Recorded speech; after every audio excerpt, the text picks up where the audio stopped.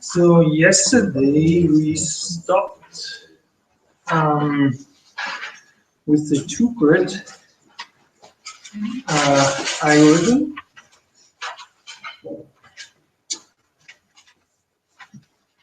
And I think I skipped or only briefly said some comments.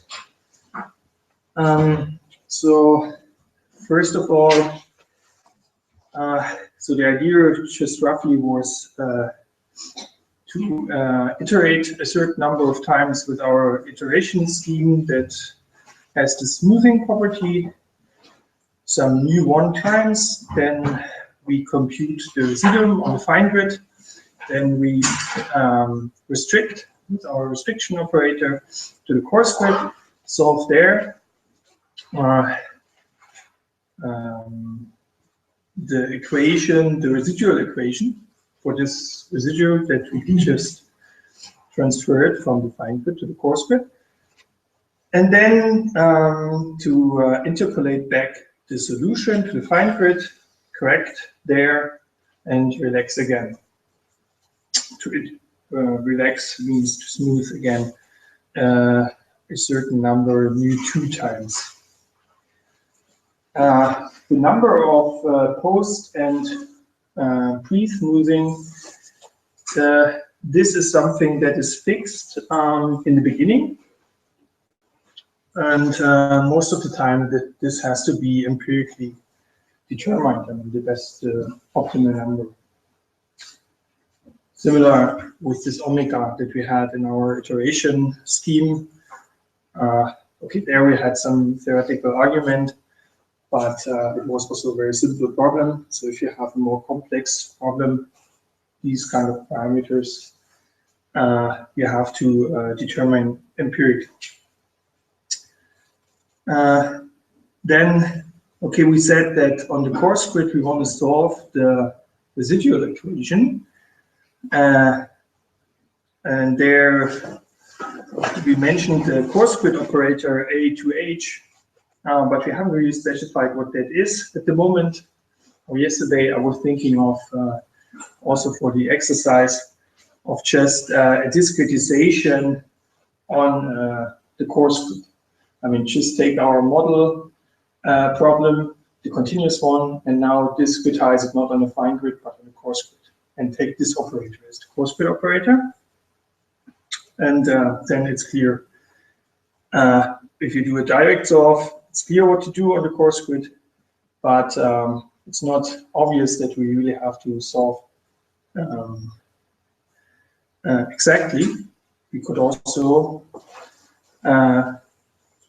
do some smoothing steps again, do just obtain an approximate solution, and maybe I think I mentioned that the other idea would be to iterate, to recurse this idea, to just go to the next coarser grid and so on until we have only, say, one lattice grid point or a few number of grid points where we actually can solve directly.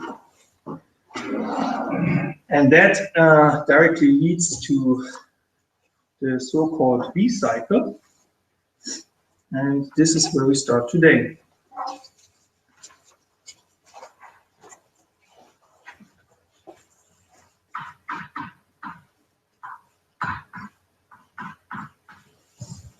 And will become clear why it's called V cycle in a minute. To set this up, I have to clean up a little bit the notation.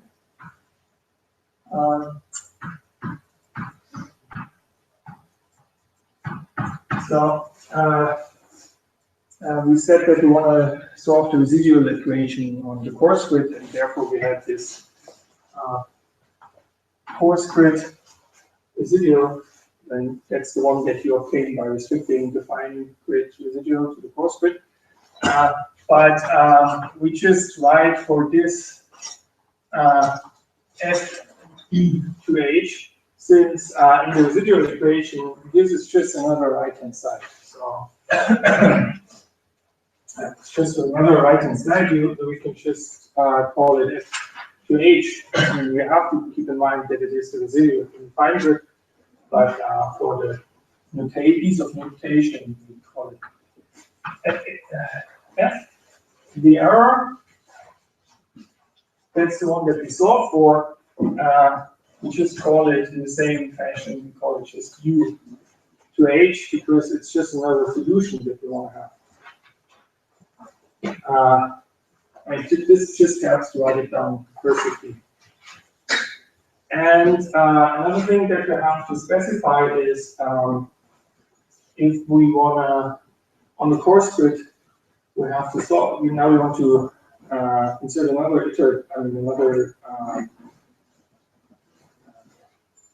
course grid. I want to go one step further. We have to, in the beginning on the final grid, we have given some starting vector.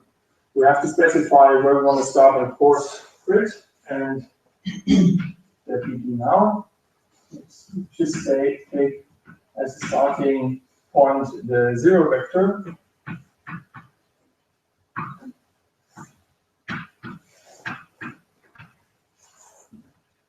To h, which is 0. Okay.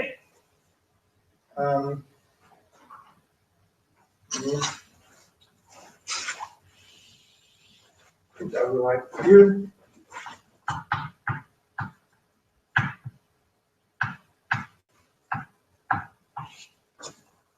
Let's call it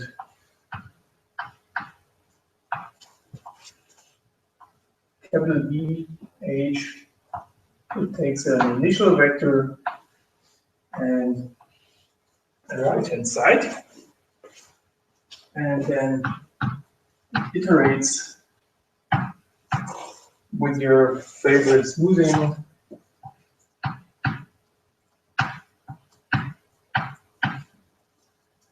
technique, mu 1 times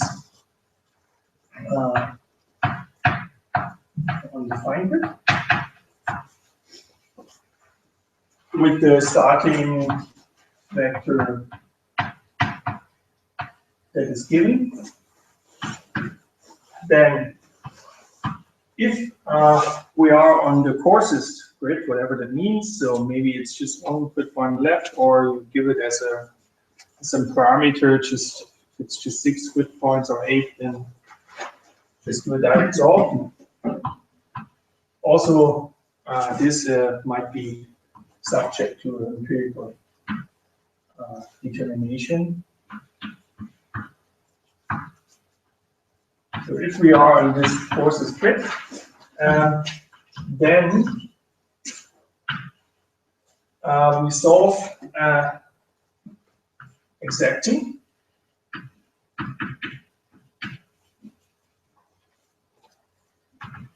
And return.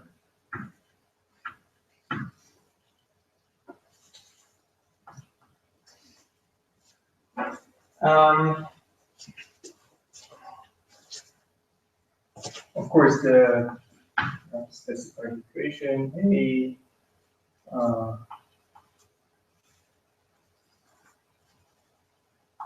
H H.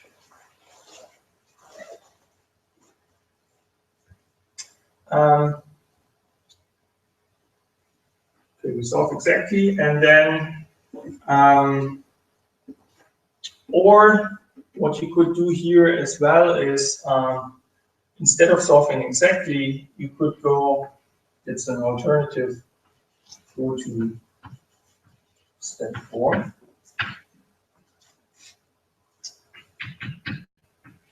I mean, an alternative version of the algorithm. And if we are not on the finest grid, coarsest grid, we do our coarse grid correction. So we set this to go to the next coarser grid. So we obtain the residuum on the fine grid.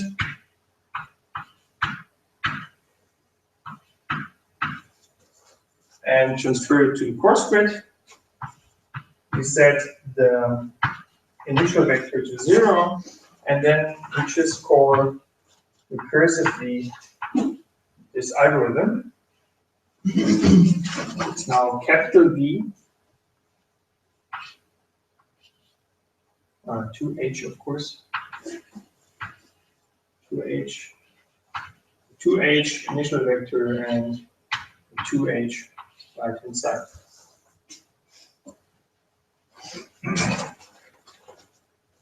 Try to fit it on one. Okay, so we have to go on here.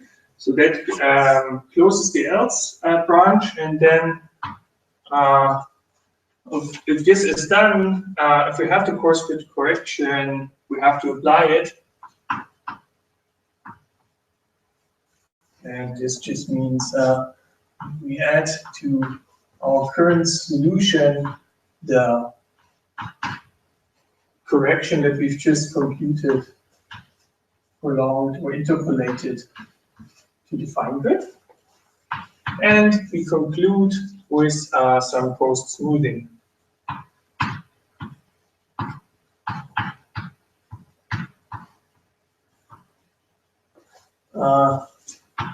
There's a second parameter, U2.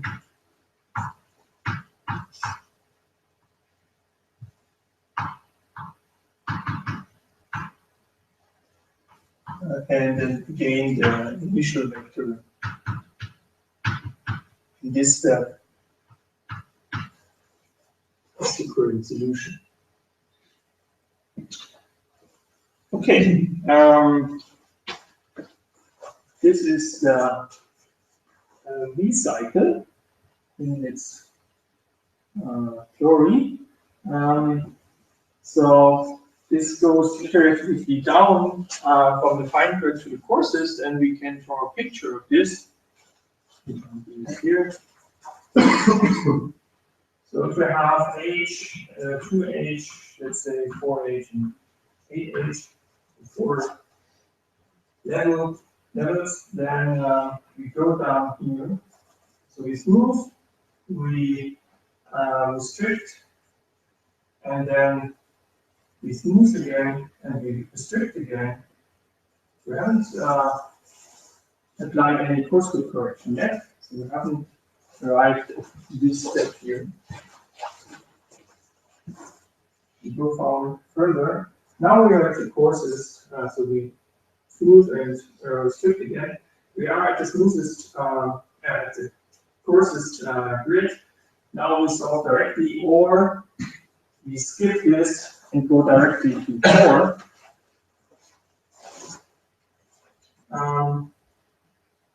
So let's assume we solve here exactly.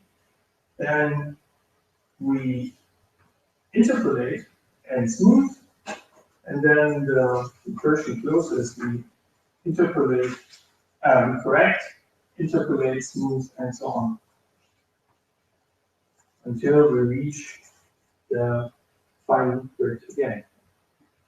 And that's why it's called the there are other possibilities. So this is not the most general, as you can imagine. There are other possibilities like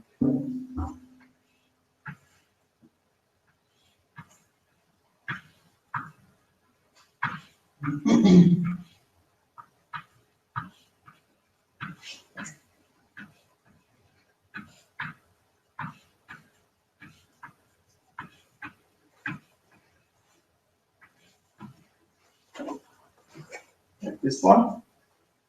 This is a V cycle.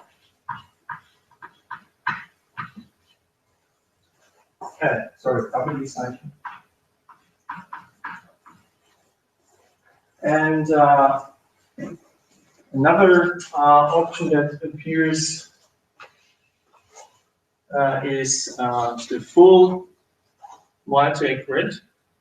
And this goes back, takes on something that I mentioned in passing, that it's also maybe a good idea. I mean, when we were thinking of how to improve our iterative methods, that we learned that they are very bad on the smooth modes, and then we said, okay, maybe we can just start with a very good initial guess that doesn't have any of those smooth modes, and this can be implemented in the multigrid picture as follows. We just we're not starting in the final grid. We start on the course grid, on the courses level. So it's the same kind of hierarchy. So we have H, 2H, 4H, 8H, and then we first solve the system on the courses grid.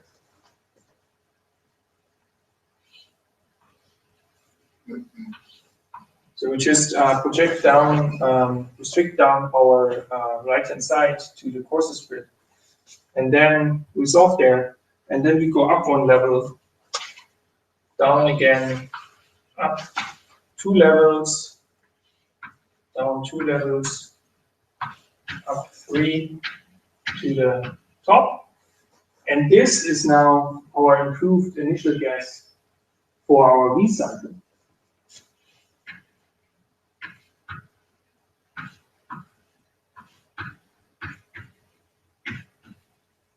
And this is then called full multigrid.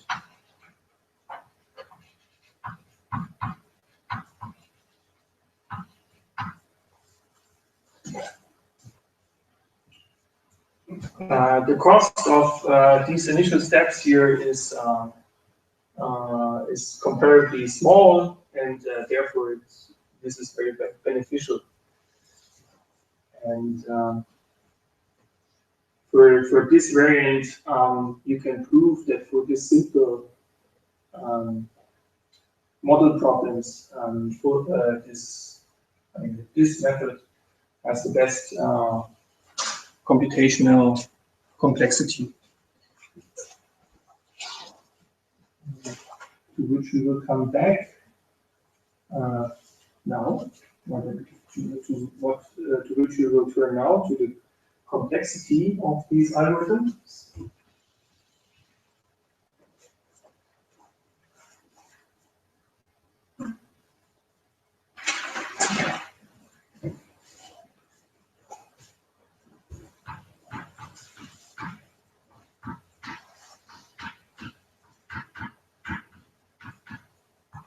So first, storage complexity.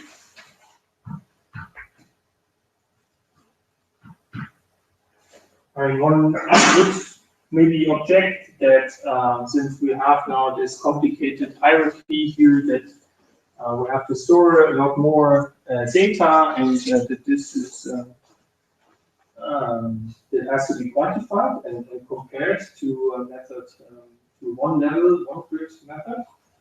And that's what we're going to do now. If you look at the algorithm, you see that you have to store 2 vectors at each level. So it's the right-hand side, or the residuum, and the current solution.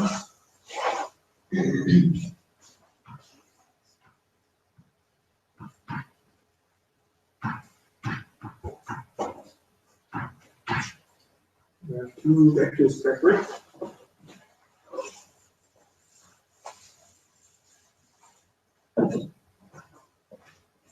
And on the final grid,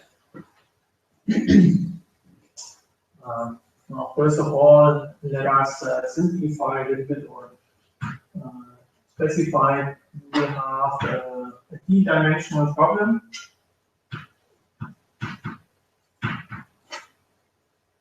And we imagine that we have n even.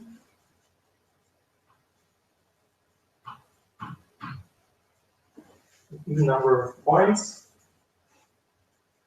and the same number in all directions.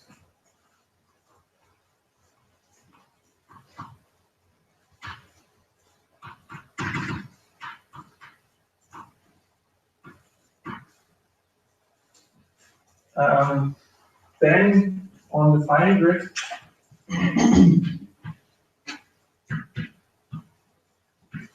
the storage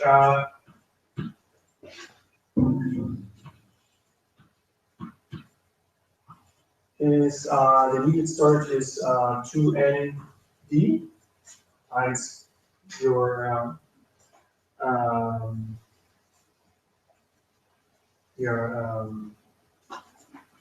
double, for example, of load. And if you look at the next course of that grid, then you need 2 to the minus d as much. And then if you put this together, then you see that the total storage complexity is 2ND times 1 plus, and then for the fine grid, and then the next coarser grid plus the next coarser grid is 2 to the minus 2D and so on plus. And then since n is even, we have here 2 minus d, and we can bound this by the geometric series by 1 to the 1 minus 2 to the minus d.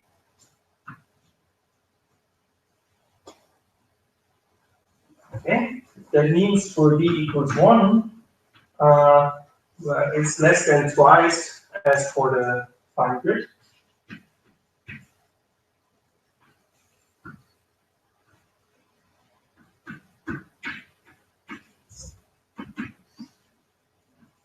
And for higher dimensions, it's better the ratio. For example, d equals 2 is 4/3. And similarly, we can have a look at computational costs. So storage is not a problem.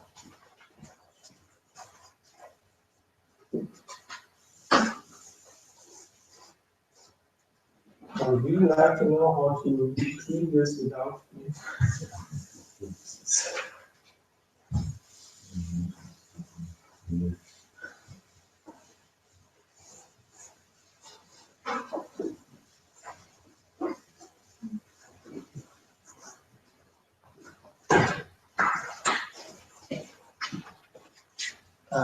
State computational cost.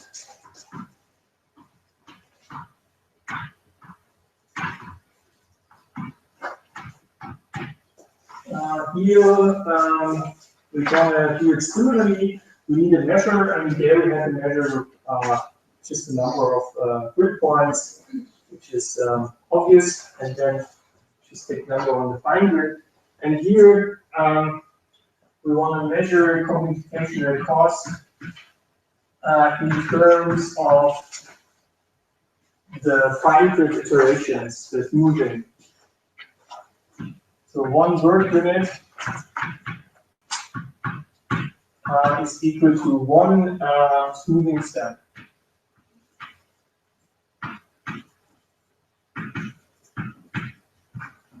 On the fine grid.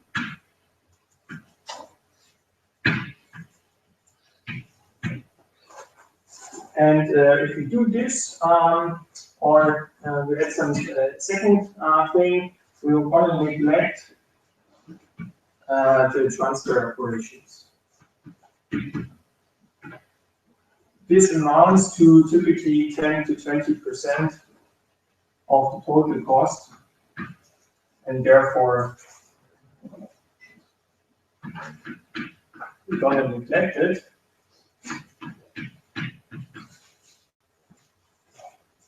And on top, we assume that we just do 1 smoothing step post and pre smoothing, and we see that I just erased the V cycle, but we see that each grid is visited twice So the grid omega p times h, where p is now 2, 4, 1, 2, 4, and so on, is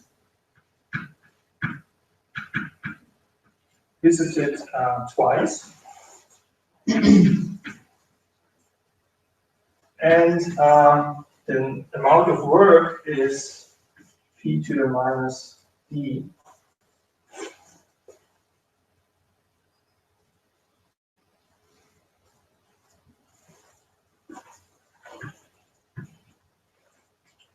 Work units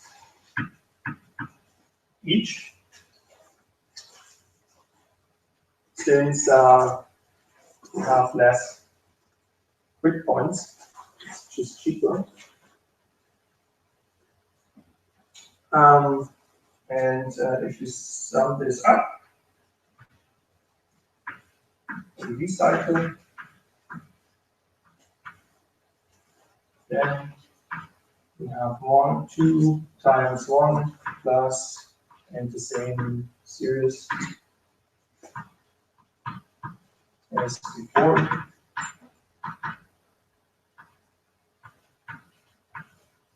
You can again use the geometric series to bound this.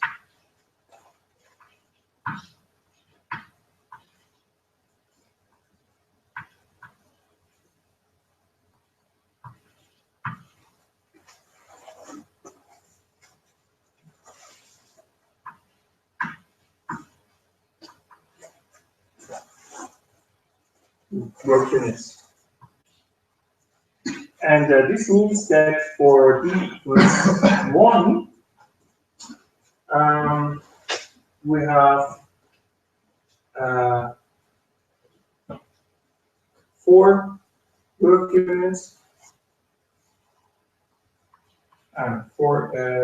We get 4. D equals 1. It's 4. So it's 4 times more expensive. But this goes rapidly down. If you go to d equals 2, you get 1/3. And if you go to d equals 3, it's 16/7. So that's maybe a little bit more than a factor of 2. More expensive, but we will see that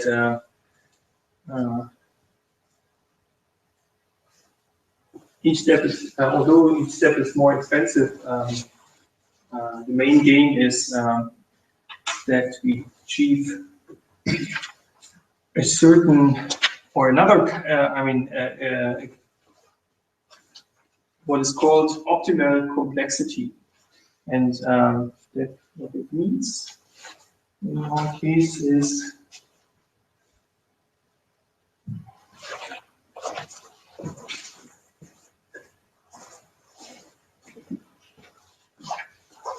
we had seen that for the basic iteration schemes that we introduced, Jacobi, Gauss-Seidel, and so on, that the damping factor, we can only make damping factor small for certain region of the modes, for the high modes, and then the other ones, they will stay and convergence will be great.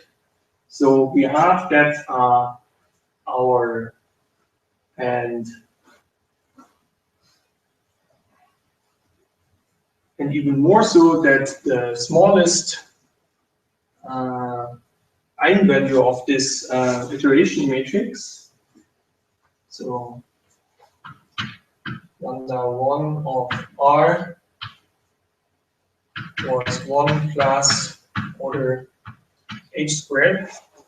So we had that this, and this gives you the smallest damping factor, the slowest convergence rate. And as you see, this goes to 1, and that means that it's not converging. And Now, what we have with our with this algorithm here, we have that the damping factor is small for all the modes. On the finest level, we can ensure by tuning this omega that we have a damping factor for the high frequency mode that is at least at largest 1/3, smaller equal 1/3. And then we go to the next coarser level, and the smooth modes get now separated again into smooth modes and high modes. And for the high modes on the coarse level, we have again a damping factor of at least 1/3. And so on until we reach the finest level. And therefore, we have now a convergence rate. So this is goes under complexity optimal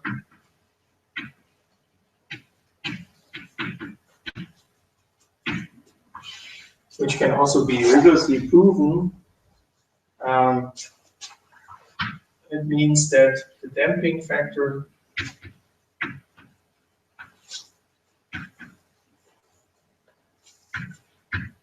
is smaller, much smaller 1 for all modes.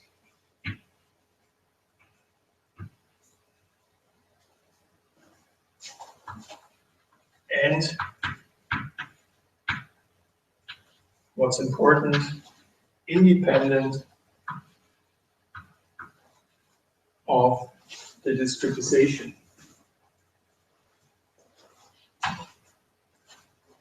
And that means that the overall computational complexity for the V cycle is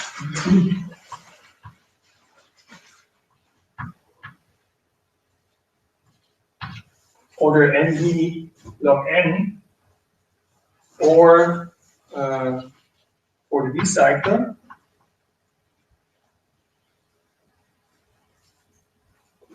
or even order ND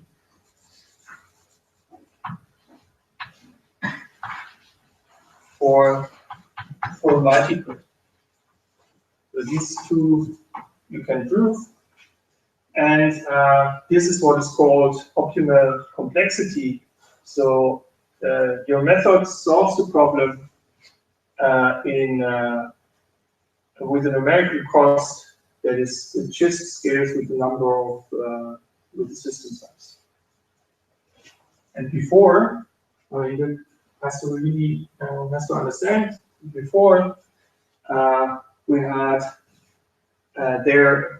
some power, some inverse power of h as well. And this is now eliminated.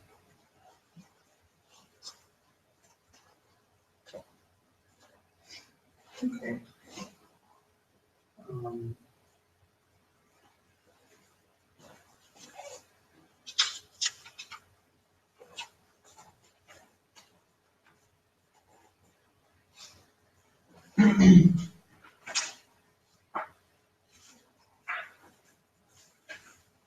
Now I want to introduce a little bit more, I want to make a little bit more precise some of the statements that we said so far, and look a little bit more closer at these interpolation and restriction operators in order to extract properties that are important for not only for these model problems, but for a range of problems. And that can help to apply this very efficient method to more complex problems. So some aspects of multi-grid theory.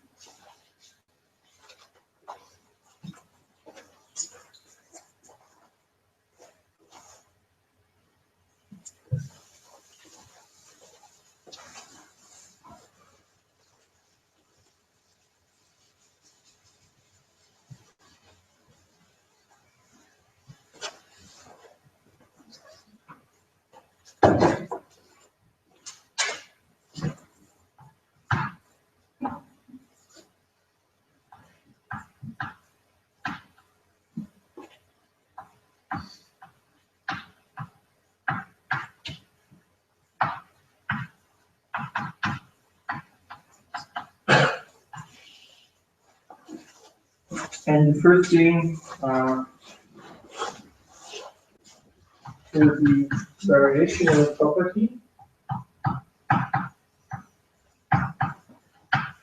properties. And this will tell us a little bit better. We said before, we just take for the course grid operator the discretization on the course grid, but this can be made more precise and also defined in a way that is applicable to more complex problems.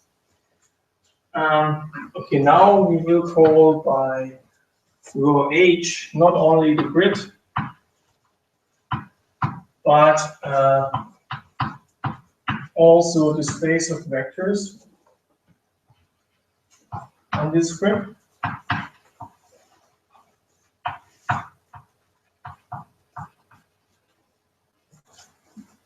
And as I said, we want to get some definition of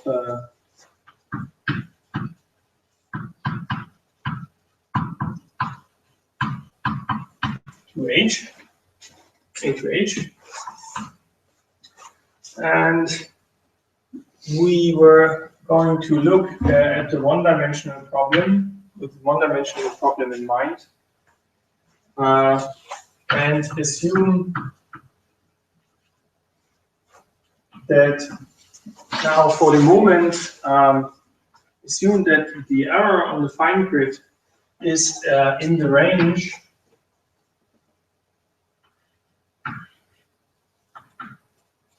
of the interpolation.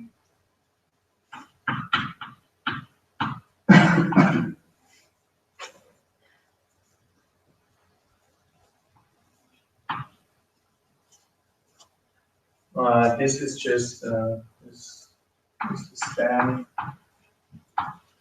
of the columns of this.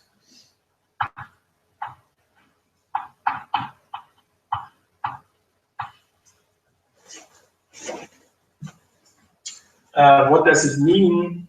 Essentially, it means that the error is smooth.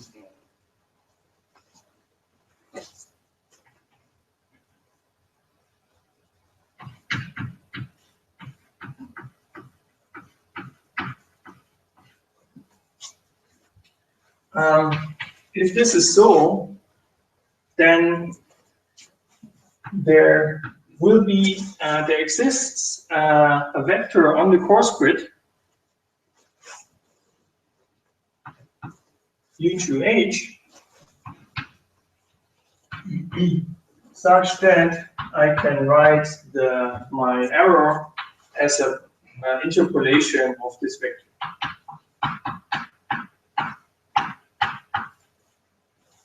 And now I can apply the residual equation.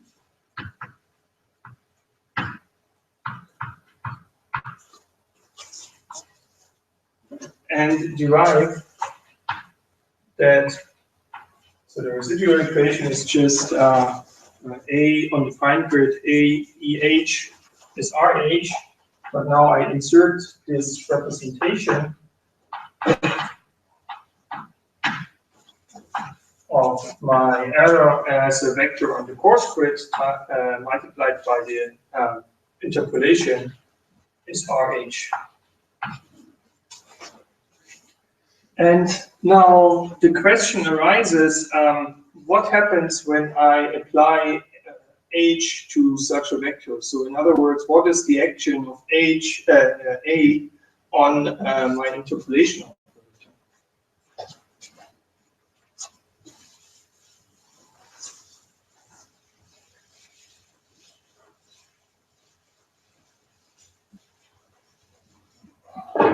Or in still other words, how does A act on the range of this interpolation operator?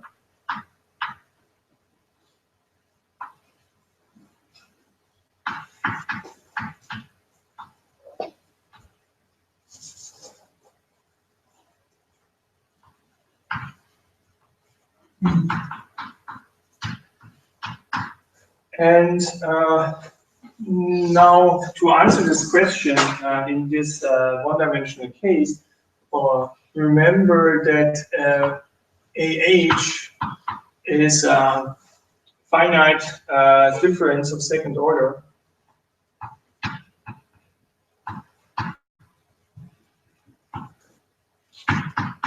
Or a finite difference of second order derivative, or discretization of a second order derivative.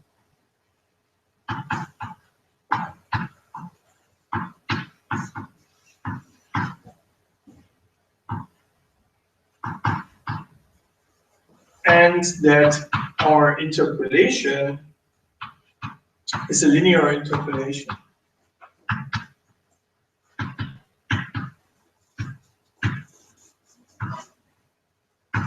That means that any vector that I interpolate from the coarse grid to the fine grid will be piecewise linear, and on these linear segments, when I act with my finite difference operator, that will be 0. So, as a picture, if you have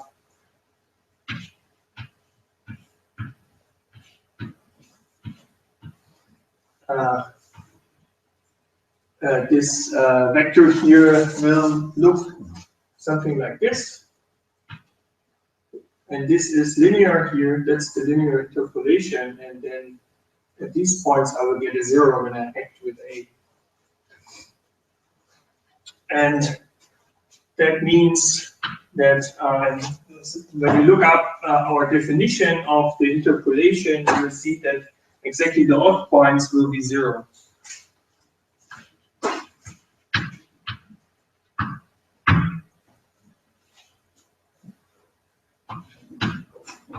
When you act with A on the range of this interpolation operator, the odd points will be 0.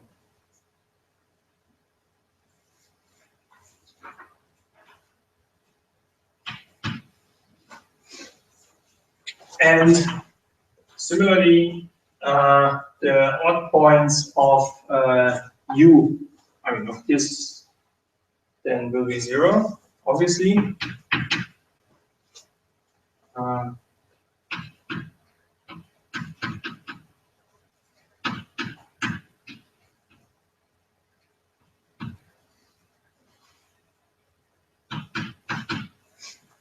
And the even points, they of course they correspond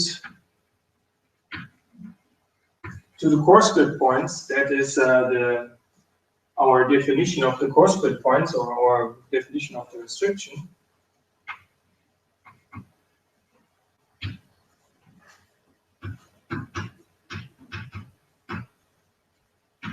And that means that without loss of information,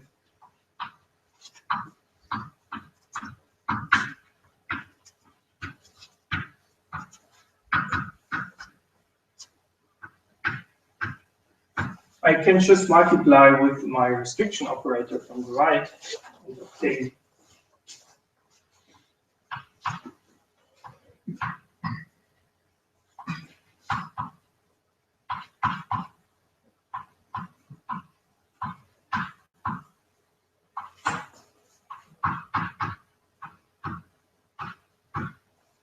this equation. And now we are in the position, this is of course nothing else than the residuum on the coarse grid. And then we can identify this here with our coarse grid operator.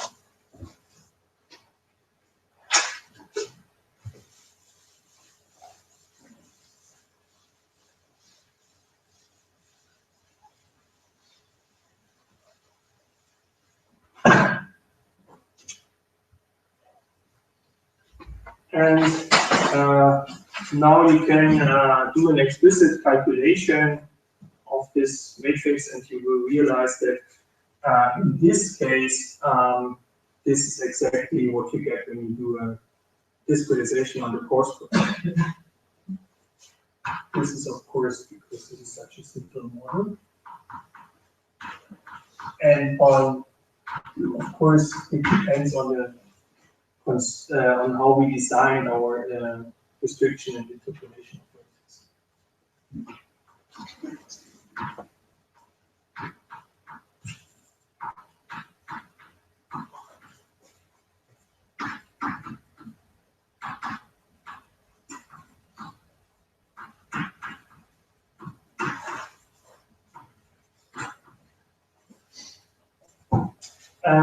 We relied on the assumption that the error on the fine grid is in the range of the interpolation. If this is really the case, then when you now were to solve this equation and you translate back, then you get the exact error on the fine grid and you get the exact solution. In general, of course, this will not be so, but nevertheless, we will take this definition of the coarse grid, or this definition of the coarse grid operator, and this is something that is now called together with another equation that we had before, variational properties. So we relied on assumption.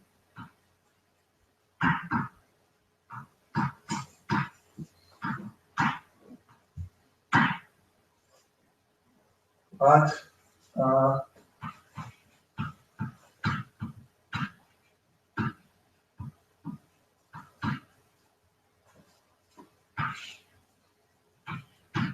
we define now our coarse grid operator as interpolation, exactly like this relation. This is of course now a recursive definition that can be used in our V cycle, and it's called, because it's so important, it's called the Lerpin condition.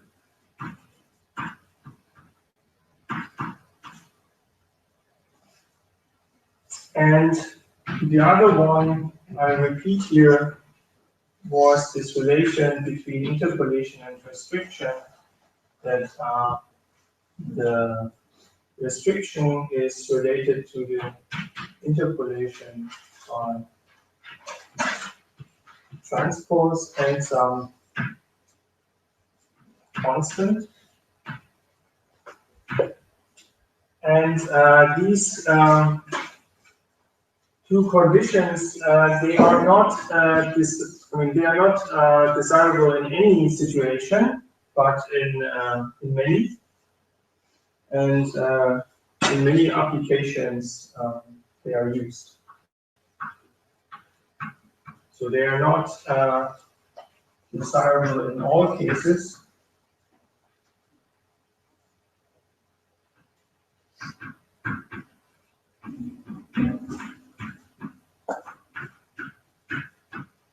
But exploited in many applications.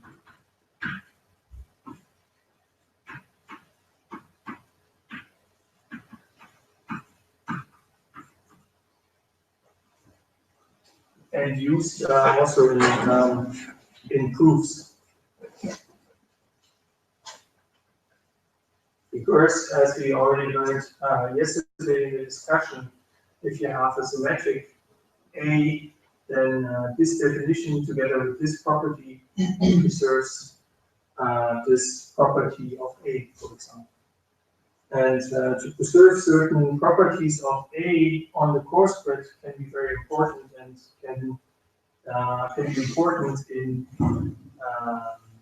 the construction of this interpolation and restriction operators. If you have more complex problems, then you might have other properties other than just symmetric positive definite that you want to preserve when you go from a fine grid to a coarse grid.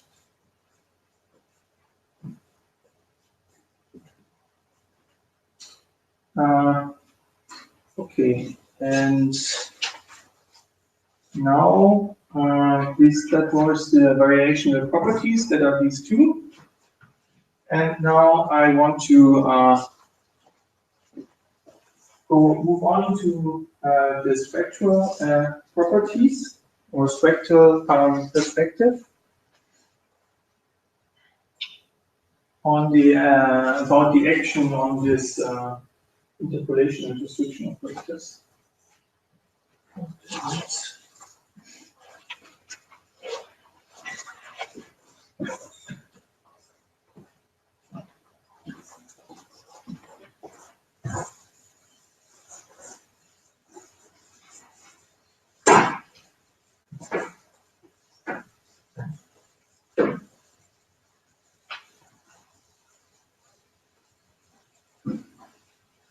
And here we will see, probably I will not finish in this hour, but in the next, then here we will see how explicitly see again, or this time explicitly, I mean, before we've seen it kind of intuitively and by experiment, but now we will see explicitly how the coarse grid correction and the smoothing works together in achieving this optimal complexity that I mentioned before.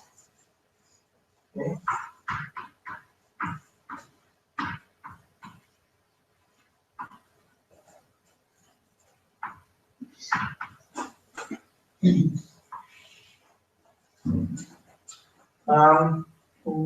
Here in this discussion, we will restrict ourselves to two grids.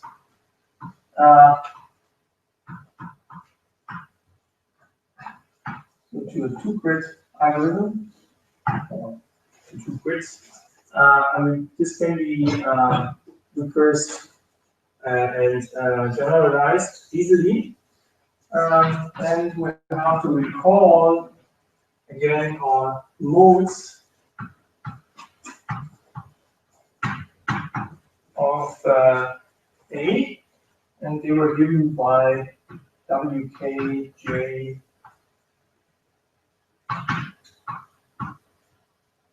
the sign functions. Sign appears here, as I said, because of the boundary conditions.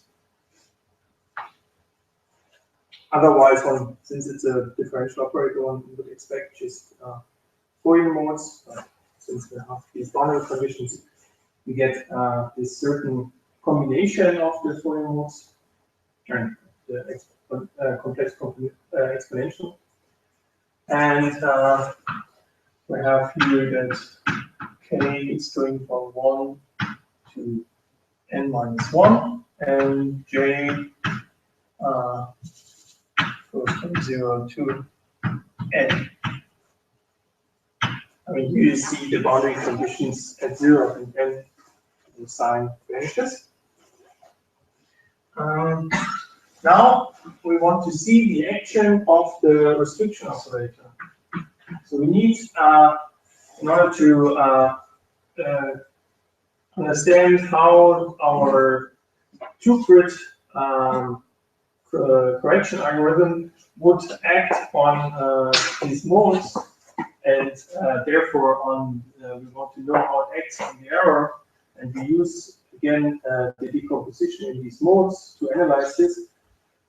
We need the action of all the components of our two-grid correction on these modes. And what we haven't done yet is to understand how our restriction and prolongation operators act on these modes, and this is what we want to do now.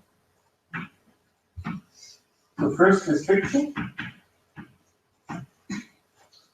Action of restriction. And here we use, as before, the full weighting.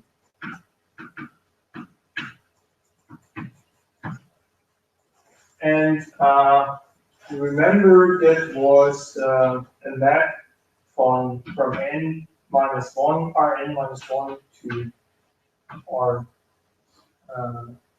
n over 2 minus 1. And now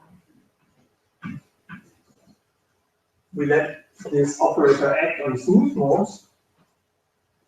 And I won't do the explicit calculation.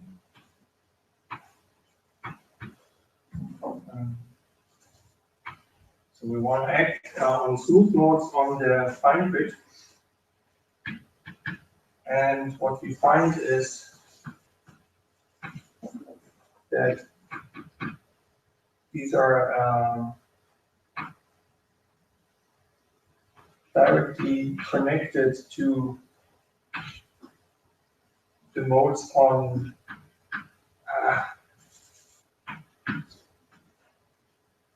the coarse grid. So we act with the restriction on a mode on the fine grid, and up to a constant or up to a factor, we get a mode on the coarse grid. That were the smooth modes, so k is between 1 and n². And this here, for later reference, we call ck. I mean, this is easy to derive, but I'll not do it here. Oscillatory modes behave similarly.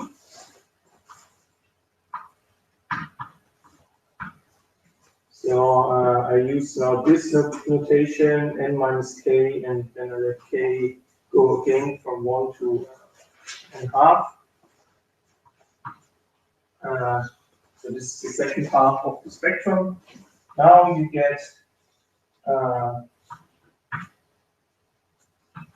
forgot this as a cosine squared. Now we get a sine squared, it's the same argument. And again, you get coarse grid modes with the same range of k. And what you see is, okay, we take oscillatory modes on the coarse grid and we restrict them, oscillatory modes on the fine grid, and we restrict them to the coarse grid. And what we get is coarse grid modes. That means the oscillatory modes on the fine grid, they are mapped to, I mean, they cannot be represented on the coarse grid because they are too oscillatory. They fall through the grid if you want.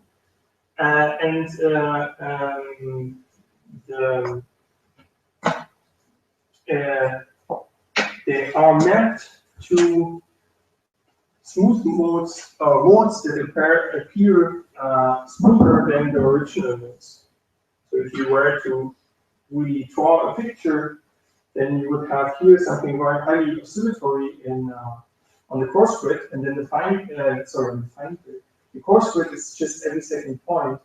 So we take just every second point of this very oscillatory function, and then if you just plot those points, it looks very smooth.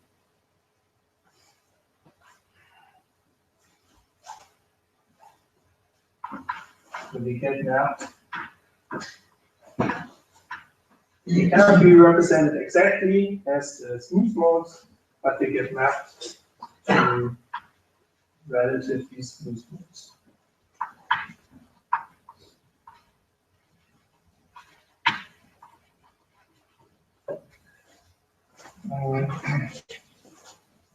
Okay, I just wrapped this up. The action of the restriction operator. If we now put those two here together,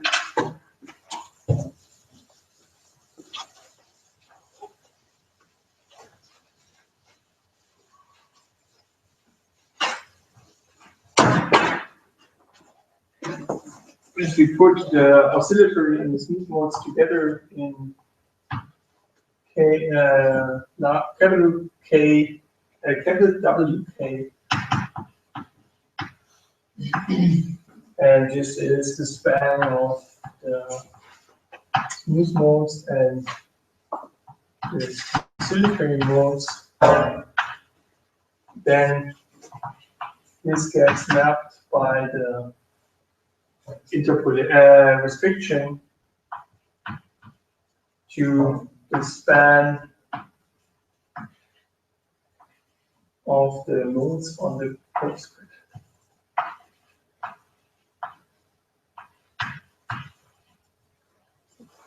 Yeah, that's it. And yeah, we'll continue in a second hour after the break.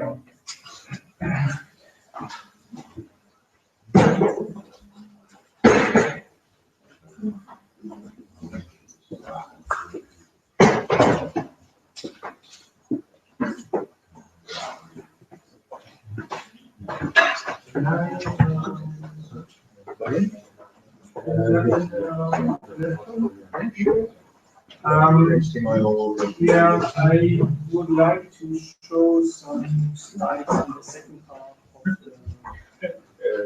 One extension is working. Yeah, I will try it out now. Yeah, sure.